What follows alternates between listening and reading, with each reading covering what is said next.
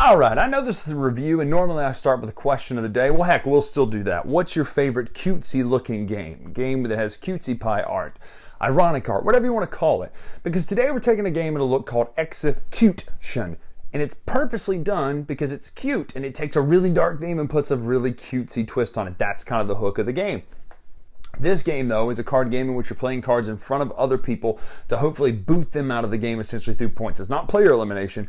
It is a point elimination, essentially, that you are, I shouldn't say elimination, you're not eliminating anyone. You're trying to give them points so that you have the fewest points at the end of the game. The person with the least points wins the game. I think fewest, because you can count it. If it's less, at least, you can't count it. Anyway, point being, fewest points wins the game.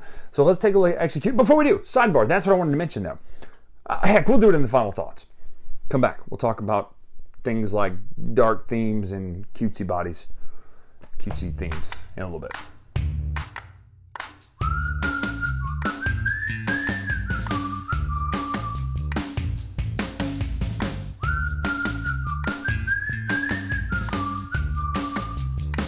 This is ExeCUTEtion. I like the name already. But anyway, point being, you have these great cute cards here. You've got Guillotine, it's lettuce being chopped. You've got Keel Hauling, that's the happiest lifesaver I've ever seen. Shift the Blame, Buried Alive, Burned at the Stake, Firing Squad, you've got Nail in the Coffin. We're gonna explain what these do. Drowning, Lethal Injection, all these different things. Pretty funny stuff. But the point, Drawn and Quartered, that's my favorite. Drawn and Quartered. Point is, it's a very dark theme with a very light art style, which takes the theme and makes it much lighter. So the way it works is you're going to get 5 cards, and you're going to play cards in front of other people. Essentially, you're going to play 3 rounds and keep track of points at the end of the round. You do not want points. You want negative points for that matter. So you notice that these have points on them. So you're going to play cards on other people's area. So let's just say I play it to the player on my right's area. Boom. That happens again. They have 2 cards now. Well, let's just say they get a 3rd Firing Squad, at which point they will have a death. Once there are 3 deaths on a player, the round ends, and you do the scoring wheel. Now, this is interesting because this changes the fact that you can just everybody team up on a person, because essentially, yes, you could team up. And let's just say we go, hey, everybody give Firing Squads to Jace over here. Well, the problem is, when you roll the dice, you then take the scoring wheel and align it based on that number. So for instance, you'll take the little number and align it to that. So that's 8. So you take the little number, roll it over here to 8. So now Firing Squad is only worth 3 points apiece. Whereas if you'd have rolled over here, it would change it all the way down to 0. So it changes the value of the actual scores that you have on here. So yes, they're worth 5 essentially based on the regular variant or the variation, but you get the points based on what they are with the scoring wheel. Then there are other cards that allow you, for instance, Shift the Blame allows you to take a stack, slide it in front of someone else. If they were to have a card in front of them already, as you shift the stack, you could then cause a death over there by giving them 3. You also have things like Ghost and Nail in the Coffin. Nail in the Coffin says it's a wild card, but it must be used on a pair. Boom, there it is, that's a death. The other one, what was the other one I mentioned? Ghost cards. These are essentially negate 1 death, but they are worth plus 2 points at the end. So that's how you play. You're going to keep track of the score. It's a simple card game, cute theme, but the point is there is some manipulation and some movement when it comes to, okay, where do I play this card and why do I play this card? Because it's important that, yes, you don't want to die and you want to hurry up and quickly end the round before you collect a bunch of cards, but you also have to think strategically, okay, wait a minute.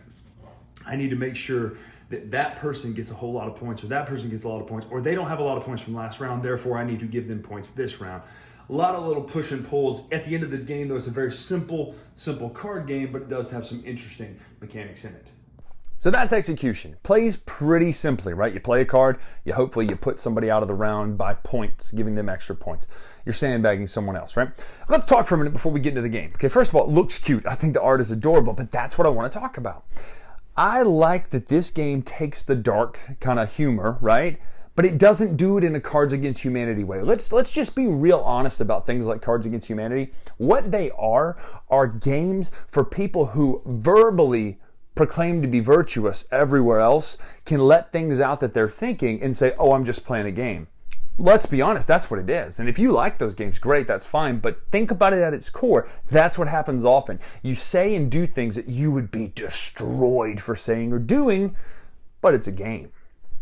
This doesn't do that. This takes a dark theme, death, and puts a cutesy spin on it with the cutesy art, and it becomes more like a Coen Brothers dark humor sort of thing. I appreciate that about that, first of all, because I don't like the hiding behind dark humor to say gross and disgusting things. I don't.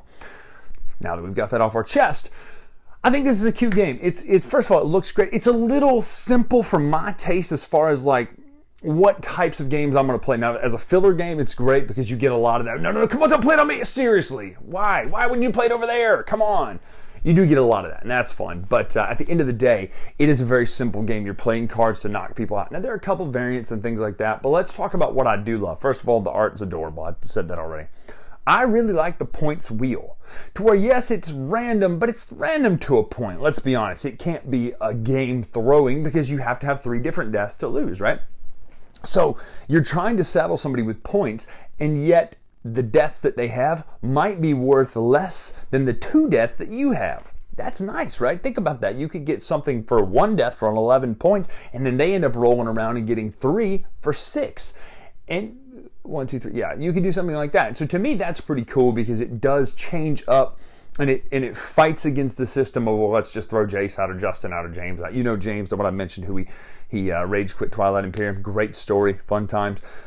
You can team up on somebody, but it's not effective necessarily because it's not about what you put on them, it's about what it ends up being at the end of the round. So I think that's a really cool mitigation factor that I would love to see put into something else too. Just the idea of, okay, we've set up this round, and yes, it's a little bit random, but it's still going to matter points-wise because the range is only 12, so it's not going to shift that much, and you're not necessarily going to get the 3 that are next to each other anyway, albeit you could play towards that. If you thought about it, you could risk it and think, okay, we're going to put that person out. We're going to saddle them with points. Let's give them deaths that are close to each other on the wheel. That way, if it ends up being bad, it's really bad. Granted, if it ends up being good, it's really good. You sure? You sure that's why? Sorry, love that. Anyway, ExeCUTEtion is a cute game. It's fun. It's a little simple, but it's got a cool art style, cutesy art style. If you're looking for kind of that dark humor, this is one to pick up. So I'm Bryan Drake here on the Dice Tower. Make sure to follow us on Twitter, Instagram, etc. I will see you at Gen Con. See you soon.